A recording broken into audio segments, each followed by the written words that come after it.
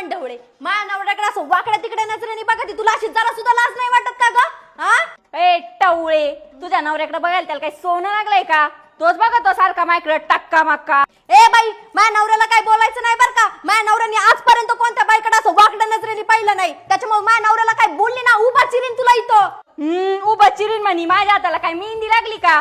तो नवरा किती भोळा आणि किती सरळ आहे ना मलाच नाही अख्ख्या महाराष्ट्राला माहितीये.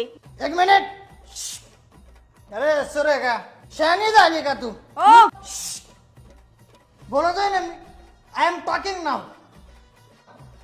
काय ग माझ्या बायकोला घालून पाडून बोलते का तू? इकडे.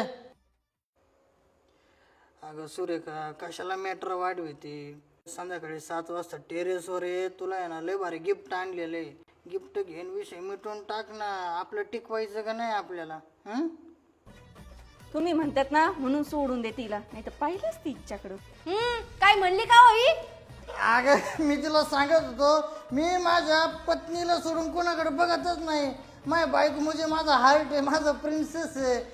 ऐकाय गेली काय ना सुरेखा रात्री 7 वाजता टेरेसवर दिसू नको.